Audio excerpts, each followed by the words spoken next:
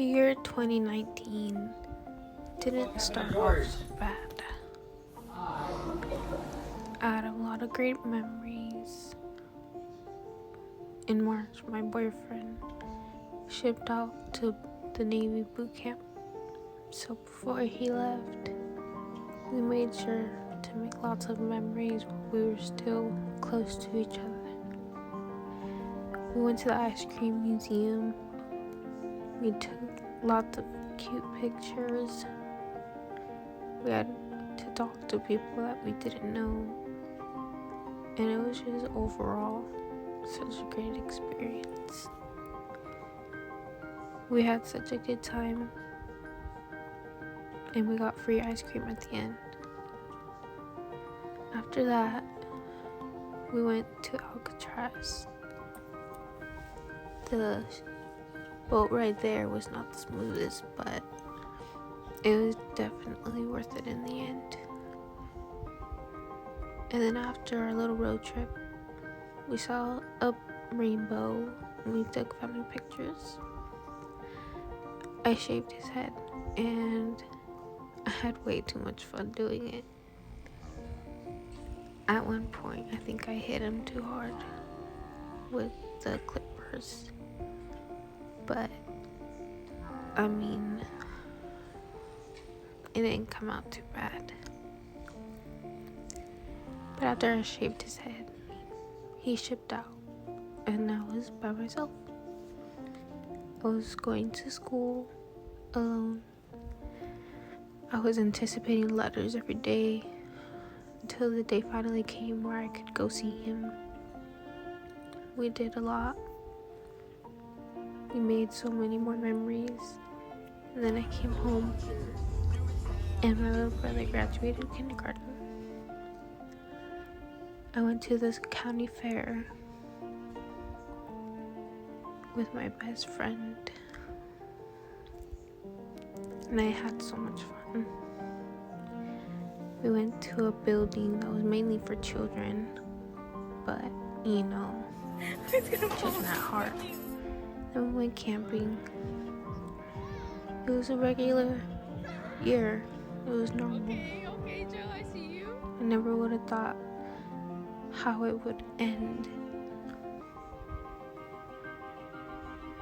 I never really thought that it would end how it did. Because like I said before, I was living a normal life. I had visited my boyfriend for a second time for my birthday. We made, again, a lot of good memories. We took cute pictures. We went to a concert that was extremely last minute and still ended up having such a good time. My feet hurt at the end of the day, but it was so fun. And then as the days went on that I was in Chicago, my feet got swollen and even more swollen, and it just wouldn't stop. And that's when my life changed forever. I got home and right away my mom took me to the hospital, which is where they found my disease. But I wasn't gonna let it stop me. I was determined to make it to my niece's birthday party because I had bought her some really cute Crocs while I was in Chicago, and she absolutely loved them. I wanted to record her reaction because my niece and my nephew made me so happy. And then I had a few funny moments. Jasmine, I burned the beans. I don't know what to do. I burned the beans. I burned the beans. I burned the beans. What do? I burned the beans.